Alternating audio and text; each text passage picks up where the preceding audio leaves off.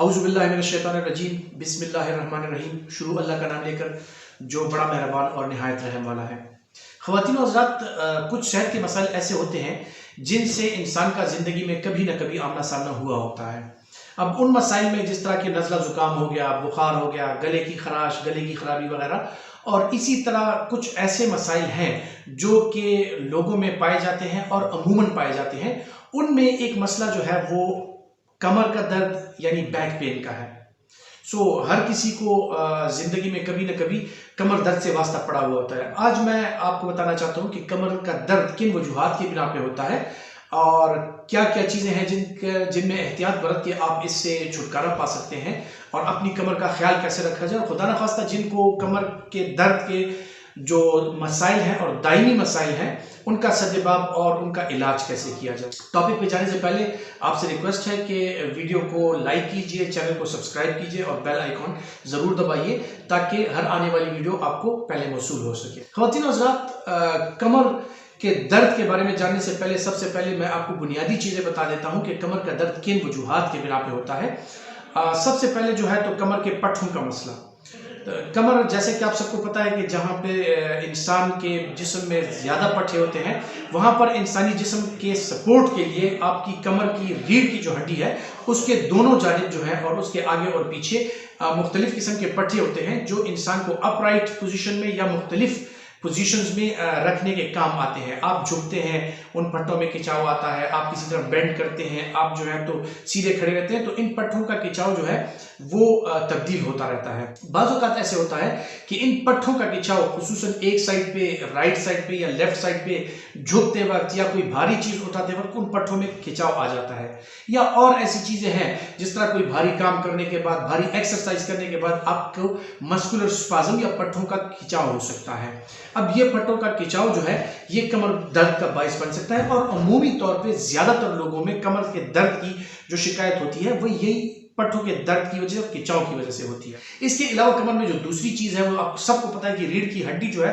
वो मुख्तलिफ वर्टिब्रा यानी मुख्तलिफ मोहरों से बनी हुई है। अब इन मोहरों के बीच में जो है तो इंटरवर्टिब्रल डिस्क होती है। तकरीबन हर मोहरे के दोनों मोहरों के दरमियान जो है एक इंटरवर्टिब्रल डिस्क होती है। बाज़ औक़ात ये होता है कि उन लोगों में जिनका उठना बैठना, जिनका पोस्चर या इनका काम ऐसे है कि इन डिस्क पे मुकम्मल तौर पे और दायमी तौर पे प्रेशर पड़ रहा हो या वो बार बार इरिटेट हो रही हो या कोई भारी काम इंसान कर रहा हो, उसका प्रोफेशन ऐसे हो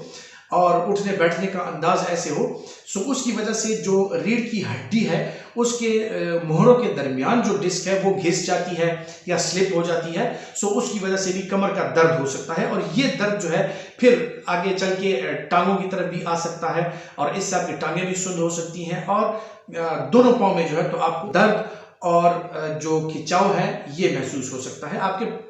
जो पाँव के पट्टे हैं या दोनों टांगों के पट्टे हैं उनमें खिंचाव आपको महसूस हो सकता है। इसके अलावा जो मोहरे हैं उनकी मुख्तलिफ किस्म की बीमारियां ऐसी हैं कि जिनकी वजह से आपको कमर का दायमी दर्द रह सकता है। उन मोहरों की बीमारी में हड्डियों की मुख्तलिफ किस्म की बीमारियां, खुसूसन ऑस्टियोपीनिया या ऑस्टियोआर्थराइटिस, जो एज के साथ साथ या उम्र बढ़ने के साथ साथ जो हड्डियों में भुरभुरापन और कमजोरी आती है उसकी वजह से जो है तो आपकी कमर के जो मोहरे हैं उनकी हड्डी कमज़ोर हो जाती है और इंसान जो है तो मुसलसल तौर पे अपनी कमर में और अपने पट्टों के इर्द गिर्द और रीढ़ की हड्डी में दर्द महसूस करने लगता है। इसके अलावा ऑस्टियोपोरोसिस जो ज़्यादा उम्र में होता है, यानी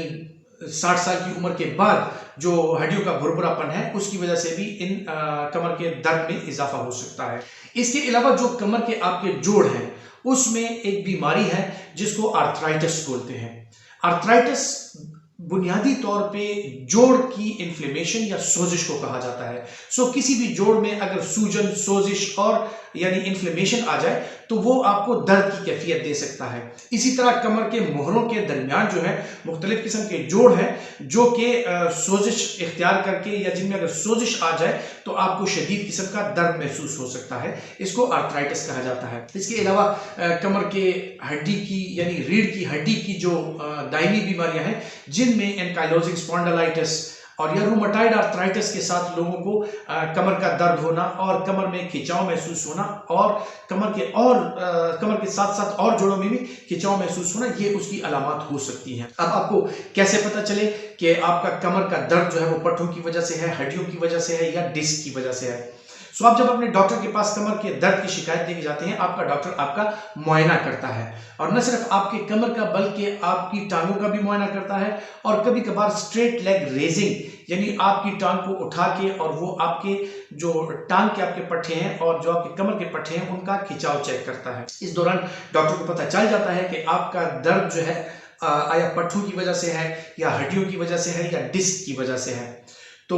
पट्ठों का दर्द के लिए तो आपको सिंपल सी पट्ठों की दवाई, पट्ठों के खिंचाव को कम करने की दवाई और पेन किलर्स दे दिए जाते हैं और आपको एहतियात बरतने का मशवरा दिया जाता है। इसके अलावा अगर रीढ़ की हड्डी में कोई प्रॉब्लम हो तो उसके लिए हम एक्सरे भी तजवीज़ कर देते हैं और एक्सरे में उसकी मालूमात हो जाती हैं। लेकिन अगर मसला डिस्क का हो और आपका डॉक्टर ये समझता है कि आपका जो इंटरवर्टिब्रल डिस्क है किसी लेवल पर या रीढ़ की हड्डी के किसी भी लेवल पर उसमें सोजिश या उसमें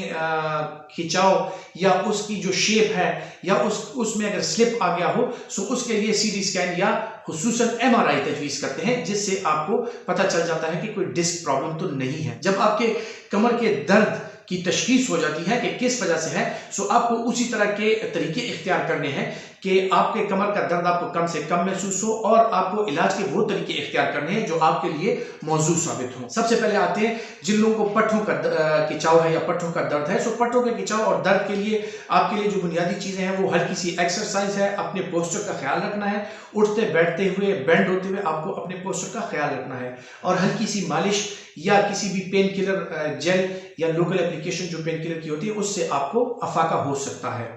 और ख्याल रखिए कि अपने पट्ठों की मजबूती के लिए आप कैल्शियम, विटामिन डी वगैरह और इसका इस्तेमाल ज़्यादा करें, दूध, दही, लस्सी का इस्तेमाल और विटामिन डी सप्लीमेंटेशन और कैल्शियम सप्लीमेंटेशन का आप इस्तेमाल कर सकते हैं। आपको अगर शुगर या ब्लड प्रेशर है उसको कंट्रोल रखें और हल्की फुल्की एक्सरसाइज कर लिया करें अपने डॉक्टर के मशवरे से। इसके अलावा जो हड्डियों के मसाइल हैं, हड्डियों के मसाइल में रीढ़ की हड्डी की कमजोरी, हड्डियों का भुरभुरापन,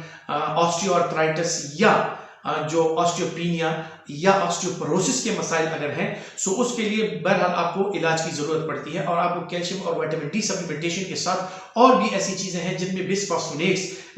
कुछ दवाइयां हैं जो कि आपकी हड्डियों में ऑस्टियोपोरोसिस का जो अमल है उसको कम भी करती हैं और उसमें बेहतरी की तरफ आपके जो हड्डियां हैं उनकी जो हालत है वो बेहतरी की तरफ आ सकती है। जो डिस्क के मसाइल हैं बहरहाल उनका फिर जो स्पाइन सर्जन है या न्यूरो सर्जन है उनसे मशवरा करके और जो उसकी कैफियत है या जितनी उसकी हसासियत है और या उसकी जितनी पेचीदियां हैं उनको मद्देनजर रखते हुए आपको 2-3-4 मशवरे दिए जा सकते हैं, जिनमें नंबर 1 जो है वो दवाइयों का इस्तेमाल, नंबर 2 जो है फिजियोथेरेपी, नंबर 3 जो है आपको बेल्ट का इस्तेमाल तजवीज़ किया जा सकता है और नंबर 4 जो है ऐसे भी होता है कि किसी में अगर ये डिस्क प्रोलैप्स ज्यादा हो या डिस्क स्लिप ज्यादा हो चुकी हो, उसकी सर्जरी या ऑपरेशन की जरूरत भी पड़ सकती है जिसको लेबेलेक्टमी कहा जाता है। सो आपको ऑपरेशन की जरूरत भी पड़ती है और ऑपरेशन की जरूरत उस सूरत में पड़ती है कि खुदा न खास्ता आपको कमर की दर्द के साथ साथ मुख्तलिफ किस्म की और अलामत हों जो इस बात की तस्दीक करें कि आपका जो डिस्क स्लिप हुआ है वो आपके नर्व्स को डैमेज कर रहा है या उनको प्रेस कर रहा है। ऐसी सूरत में दोनों टांगों में या किसी एक टांग का सुन होना, उसमें कमजोरी आ जाना, टांग की किसी भी टांग की पट्ठों में कमजोरी आ जाना, किसी भी टांग को हिलाते वक्त या चलते फिरते वक्त उसमें शदीद किस्म की टीसों और दर्द का उठना, ये जो है तो ये अलामत हैं। अगर ये अलामत ज़्यादा संजीदा नौइयत की हो जाए तो इसमें यह भी हो सकता है कि आपको अपने छोटे पेशाब के कंट्रोल करने में दुश्वारी पेश आ सकती है या छोटा पेशाब बिल्कुल जारी हो जाता है जिसको कंट्रोल करने में दुश्वारी का सामना हो सकता है, या जो है छोटा पेशाब बिल्कुल बंद भी हो सकता है क्योंकि जो नर्व्स हैं जो नीचे आ रही हैं, जो आपके ब्लैडर की तरफ जा रही हैं, वो इन्हीं कमर के मोड़ों के बीच में से निकलती हैं और उन पे प्रेशर आ जाए और न्यूरोपैथी, इनको हम इंट्रैपमेंट न्यूरोपैथी बोलते हैं, अगर इंट्रैपमेंट न्यूरोपैथी हो जाए तो उसकी वजह से ये नुकसान आपको उठाने पड़ सकते हैं और इस सूरत में हमें फिर सर्जरी की जानिब जाना पड़ता है। जो चीज़ें कमर के दर्द जिन लोगों में अक्सर होते हैं, उन लोगों में जिन चीज़ों का ख्याल रखा जाए वो ज़रूर इन बातों का ख्याल रखा जाए कि कुछ रेड फ्लैग्स होते हैं कि अगर खुदा न खास्ता वो अलामत कमर के दर्द के साथ आप में पाई जाए तो आपका कमर का दर्द जो है वो नुकसानदेह भी हो सकता है, जिनमें वजन की कमी, कमर के दर्द के साथ वजन की कमी हो रही है, या कमर के दर्द के साथ जिस तरह मैंने बताया कि टांगों की कमजोरी या छोटे बड़े पेशाब का बेकाबू हो जाना, ये चीजें हैं, या जो है तो कमर में मुस्तकिल तौर पे डिफॉर्मिटी आ जाना यानी झुक जाना, या उसमें टेढ़ापन आ जाना रीढ़ की हड्डी में, या उसके साथ बुखार का होना जो है, ये ऐसी कैफियत हैं कि जो अगर आप में पाई जाए तो आप जरूर किसी मुस्तनद डॉक्टर से मशवरा करें, क्योंकि ये रेड फ्लैग्स हैं और ये बात खतरनाक साबित हो सकती है। कमर के दर्द की जिस तरह मैंने आपको इलाज के बारे में बताया कि इसमें मुख्तलिफ किस्म के तरीके इलाज हैं, जिनमें नॉर्मल फिजियोथेरेपी से लेके माइल्ड पेन किलर और फिर उसके बाद जो है तो पट्ठों की रिलैक्सेशन की दवाइयां हो सकती हैं। इसके अलावा डिफरेंट किस्म के वर्जिश आपको तजवीज़ किए जा सकते हैं, डिफरेंट किस्म के सपोर्ट बेल्ट्स आपको तजवीज़ किए जा सकते हैं। और जिनका कमर का दर्द ज़्यादा हो या शियाटिका की उनमें प्रॉब्लम हो या डिस्क प्रोलैप्स की प्रॉब्लम हो तो उनकी स्पाइन सर्जरी या स्पाइन रिकंस्ट्रक्शन सर्जरी भी की जा सकती है, अगर किसी में मोहरों की प्रॉब्लम हो या मोहरे टूट का शिकार हो चुके हों। कुछ और भी ऐसी चीज़ें हैं जिनके साथ साथ आपको कमर दर्द की शिकायत हो सकती है, लेकिन वो आपका डॉक्टर बेहतर तजवीज़ कर सकता है और उसकी तशखीस कर सकता है, क्योंकि बहुत से लोग ऐसे हैं जिनके गुर्दों में पथरी की शिकायत हो या गुर्दे में इन्फेक्शन हो, सो वो भी आपको कमर दर्द की शिकायत दे सकते हैं। इसके अलावा आपका मुस्तनद डॉक्टर ही जानता है कि आपके कमर दर्द की बुनियादी वजह क्या है, उसका इलाज क्या है और कौन सा तरीका इलाज उसके लिए बेहतर है। सो जिन लोगों में कमर का दर्द है वो अपनी कमर का ख्याल रखें, ज्यादा झुकने से और ज्यादा भारी चीजें उठाने से परहेज करें। लेटते वक्त खुसूसन अपने बेड पर तवज्जो दें कि आपका बेड जो है वो स्ट्रेट हो लेकिन नरम हो, और साथ में उठने बैठने के जितने आपके पोस्चर्स हैं, जिन लोगों को ज्यादा देर के लिए बैठना होता है वो बिल्कुल कुर्सी की टेक के साथ टेक लगा बैठा करें, ताकि आपकी जो कमर है उसको बाकायदा तौर पे एक सपोर्ट हासिल हो और आपके कमर के जो पट्टे हैं उन पे प्रेशर ना पड़े। और जिन लोगों में इन चीज़ों के साथ या ये जो रोज़मर्रा की जो एहतियाती तदाबीर हैं इनके साथ भी अगर आपका कमर दर्द कंट्रोल नहीं हो रहा तो आप ज़रूर किसी मुस्तनद डॉक्टर से मशवरा कीजिए, क्योंकि खुदा न खास्ता आपका कमर दर्द जो है वो ख़तरनाक भी साबित हो सकता है। अपना ख्याल रखिएगा और अल्लाह हमारे मुल्क को शाद आबाद रखे। अल्लाह हाफिज़।